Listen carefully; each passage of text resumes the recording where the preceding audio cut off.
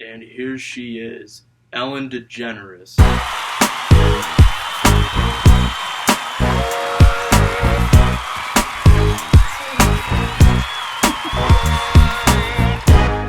Yep. Thank you everyone for coming on this show. I usually like to entertain, but I also like to inform. Today we're going to bring in a few of my friends I bumped into downtown and question them on their knowledge of New Zealand's economy. Now introducing our first guest, Bill Nye.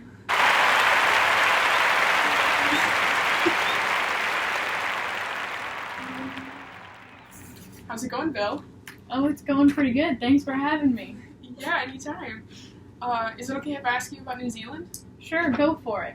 So I've heard that New Zealand is a fairly wealthy nation, but what do they rank in world GDP if you could use this visual aid I've provided? Well, Ellen, as you can see, New Zealand ranks about 53rd out of 211 countries in GDP, with about 210.47 billion. That's less than my net worth of 450 billion. Anyways, can you explain to me why GDP is an indicator of growth? GDP defines aggregate output as the dollar value of all final goods and services produced within the borders of a country during a specific period of time. So, to dumb that down for some of our viewers, it is a measure of all economic activities that happen within a country's borders. It measures both the economy's total income as well as expenditures on goods and services. My next question is, what is New Zealand's rate of inflation? New Zealand's inflation rate was 1.7% in the second quarter of 2019, but has since fallen back to 1.5% in the third quarter of this year. That is correct. The inflation rate rose to 1.7% from 1.5% in the first quarter of 2019, matching the market's expectations. Now, would you say it is a demand pull or cost push inflation? New Zealand has a demand pull inflation. Prices have risen, but not suddenly. Prices have slowed in many areas such as recreation, households, goods and services, miscellaneous goods, and transport, while prices rose in other areas such as education, tobacco, alcohol, food, and household utilities. Inflation as a whole is down to 0.2%. Come on, give me a hard question. I only have one more question for you, and it's a pretty easy one. Well, for you anyway. If New Zealand's inflation rate is too high, New Zealand's inflation rate is too high or too low? New Zealand's inflation rate is relatively low, but if the target is too high and there's too much inflation and interest rates are too high, then it reduces investment in the economy, and that in the end could cost jobs. Wow, you nailed it. Thanks so much for participating. It was great to see you. Thank you. It was good to see you too. Now on to the next. Welcome back from the break, everyone. Introducing our next guest, Shaquille O'Neal.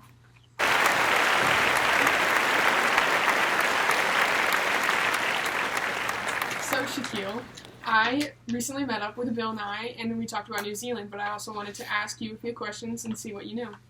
Fire away, lady. I'm wondering what New Zealand's unemployment rate is and why that is. Why are you giving me all the easy questions?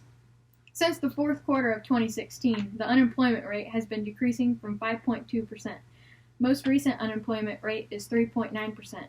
From March to June of 2019, the unemployment rate dropped 0.3%, and this was because of the decrease of unemployed men, specifically 4,000 fewer unemployed men. In 2018, 4.6% of 24 to 65-year-old New Zealanders were unemployed and without work, but actively seeking employment and currently are available to start work. That would make that 4.6% of frictional unemployment. Oh, wow, that was really specific. Yeah, I know. These questions are right up my alley because I like studying this kind of information. Okay, since you like it so much, I'll ask you another question if that's alright. Go for it. Could you explain to me the trend in savings rate of New Zealand and how it can correlate with economic growth? Of course I can. I actually just read an article over this the other day. The trend in the savings between the years of 1972 and 2017 is averaged around 4%, but mostly ranges from 8% to 2%. The all-time high occurred around 1973 at about 15%. The second highest savings rate occurred around 2004 and was just shy of 10%. The all-time low occurred in 1992 at about negative 1%. The second lowest savings rate experienced by New Zealand was a rate just below 1% in the year 2009. In recent years, for New Zealand, the general government savings is lower than those rates of a private account by less than 2%. The gap between business and household savings is far greater. Household savings rate are around negative 2%, while the business savings rate is around 7%. Okay, that was a lot of information to take in. Thank you so much for your time and knowledge, Jack. No problem, Ellen. It was my pleasure. Let's see if we can find anyone else to question. Welcome back from our final break. This is my third and final guest, Lloyd Christmas.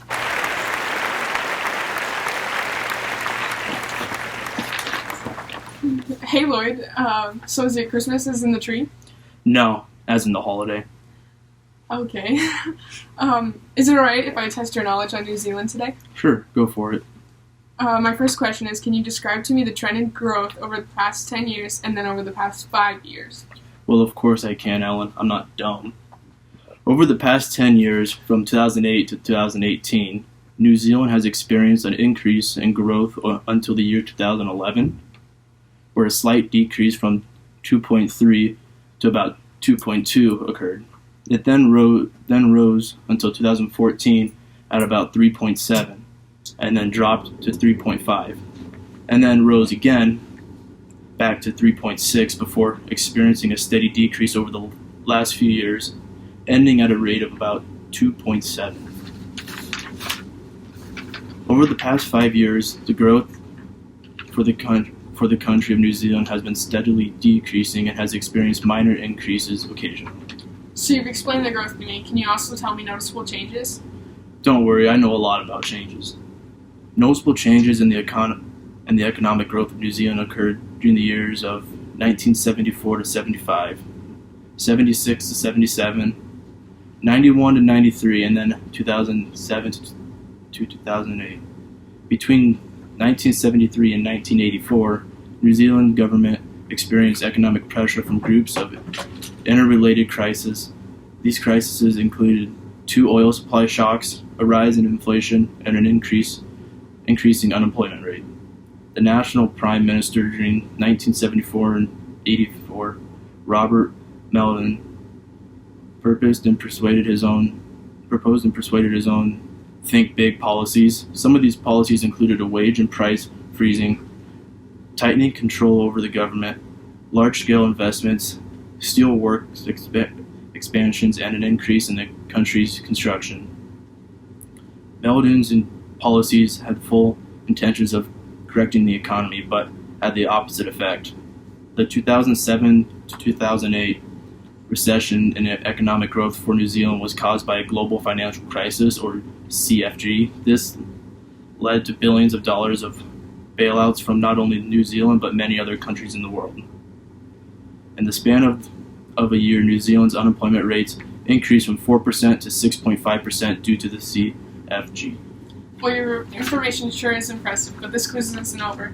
Here's another question for you. Could you provide me with 2 examples of shortcoming GDP that have happened over the past 5 years? Oh yeah. For my first example about this, a mother in New Zealand was caught with her daughter sitting on top of a container full of meth in her car. The police alleged that she was in the middle of a drug deal, and she had $50,000 of cash, bongs, cannabis, electronic sales, and point bags. Of course, this is a perfect example of the underground economy because it was a drug deal, and those transactions do not show up in the GDP. My second example is the cattle and tourism.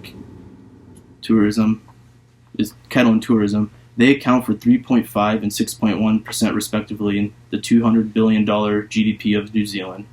I say they're kind of important. Cattle is a big business in New Zealand. The runoff from the cattle farms is put in E. coli in the streams, rivers, and lakes in the country, making those waters dangerous to the public. Tourism is big in the country as well, and when tourists go there, they're going to New Zealand for the pureness of the country. Both the cattle and the tourists rely on the cleanness of the water of the country's land and waters. Wow, Lloyd, thanks for your contribution to this quiz. Hey Ellen, before I go, what are the chances of a guy like you and a girl like me getting together? Not good, like 1 in a million. So you're saying there's a chance? Geez, folks, wasn't that an interesting turn of events? From what I've gathered, I believe it's safe to say that New Zealand is, in fact, a leader country. Be kind to one another, and have a good night.